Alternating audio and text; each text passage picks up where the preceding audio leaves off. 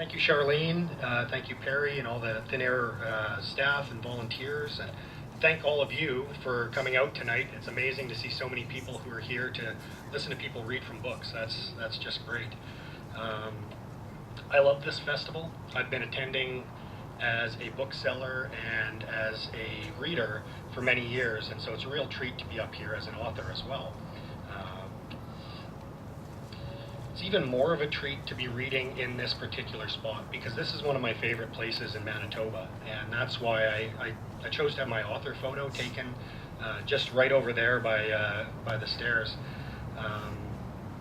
Your program book tonight will say, "Tonight is a magical evening of words in many flavors." As for my flavor of choice is fantasy. I started writing Thunder Road about 4 years ago, almost 4 years to the day tonight. And I didn't have much of a plan when I sat down to start writing this book. I rarely do. I tend to discover my novels as I'm working on them. All I knew was that I wanted to write about a blue-collar guy who found himself thrust into a weird and terrible world. And I also wanted that world to be our world. And I know that most people probably don't think of Manitoba when they think of fantasy.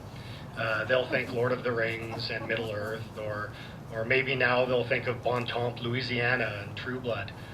But I do think of Manitoba, and there's a few reasons for that. First of all, we still have wilderness here, which I love, and in that wilderness we have lake serpent sightings, and we have Sasquatch sightings, and in the wilds of downtown Winnipeg, you can't walk past an old building without somebody telling you that place is haunted. You know, so the monsters are already here. I just had to put them on the page, which I think was a pretty fun and cool task to have.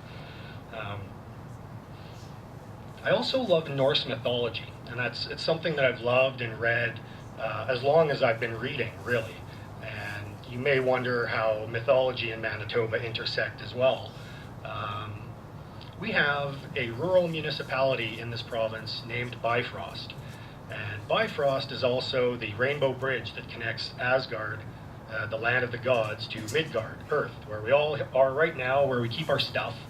And I think that that's a pretty neat thing. But even more so, Gimli, which is probably more familiar to all of you, the name Gimli comes right out of Norse mythology as well. So I'm going to read a little bit from Thunder Road.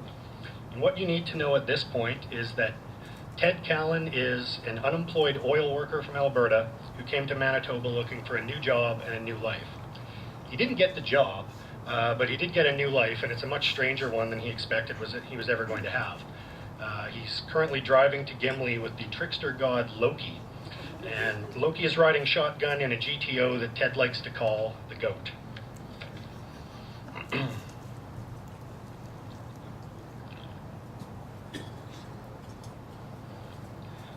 Birch and spruce trees lined the highway and separated the properties of people who tried to escape city life.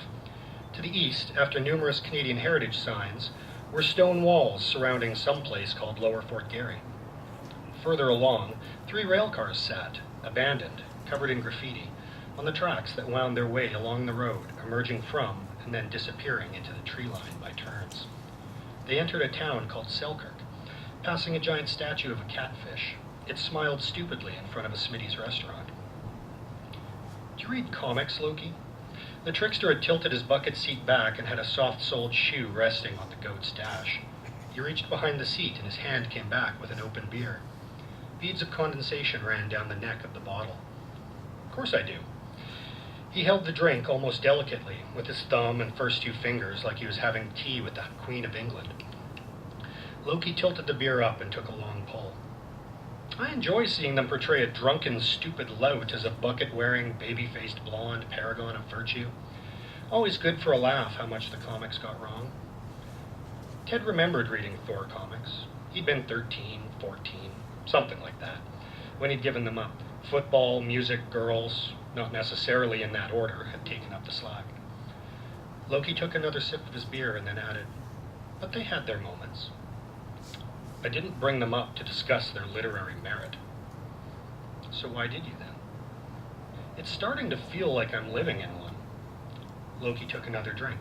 The beer was half gone. I didn't ask for this power, and I don't want it. But if I'm the one riding the crazy train, maybe I should use them to do something good. Easy there, Loki said, draining his bottle. He tossed the empty out the window, but it disappeared before it hit the ground. He glanced sideways at Ted. You don't quite have the six-pack for spandex. That's not what I meant. Reaching behind the seat again, this time Loki pulled out 2 beers. He put one in Ted's hand. It was as cold and wet as if it had come out of a backyard barbecue cooler. Ted hesitated briefly. It was a bad idea, but he could really use the drink. He took a quick swallow, draining the neck. I'm not talking about running around in my underpants and red pirate boots. I'm talking about doing something real. Joining the cops or the fire department. Shit, I could end droughts, bring water to deserts. Not a good idea, Ted. Why not? I can't be burned. I'm stronger than I have any right to be. I can control the weather. Barely, Loki added. Ted ignored him. Why shouldn't I try to help people? If you use your powers to interfere in the lives of mortals, try to push back the darkness, as it were, things will start to shove back. All those who dwelt in the 9 worlds of Asgard are jealous and spiteful, like the gods were. Petty gods and monsters, that's us. They drove on, and then Loki gave Ted a punch in the shoulder. Look, he did. Above the door of a 2-story brown shop, a large sign read, Thor's Meats and Groceries. Ha, Loki laughed. That's all you get, bastard. I don't see any stores named after you. Ted looked back to the road.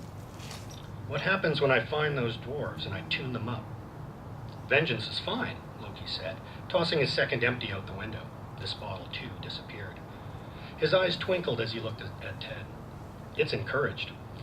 Be a champion if you want, but for every crop you irrigate, a dragon will wake to burn it. Take out a crack house, and a troll will move in and start eating children. Maybe if the Greek powers had survived, they had a lot more fun. That's where I always thought Odin got Valhalla wrong. Die in battle to wake up to endless feeding and fighting? Screw that. I don't believe you, Ted said. Why would I lie? The Valkyries were as frigid as a high school girlfriend. They're worse now. Loki considered his words for a moment. Maybe not like your girlfriend, Mr. Football Player, but there was precious little play. I wasn't talking about that, Loki shrugged. You could use a good roll. You're awfully tense. That is beside the point. I think it is exactly the point. Loki's voice had changed in pitch and timbre. Surprised, Ted looked over to see a lanky blonde sitting next to him in ill-fitting clothes and unbuttoning her top. He reached over to walk fingers up Ted's leg. We have time for some fun if it'll help. No! What? Fine. But I figured we'd have to work our way up to the good stuff. You're not a woman, Ted said through clenched teeth and slapped Loki's hand from his lap. I thought you'd prefer a blonde, given your track record, but if not, I can be whatever you want. Whoever you want.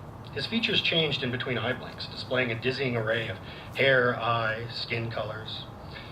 But each time the grin was pure Loki, mischievous, mocking, and malicious all at once.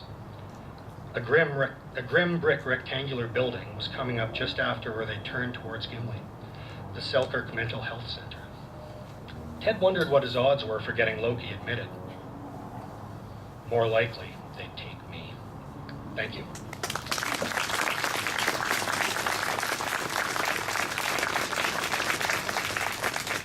Thank you, Chadwick.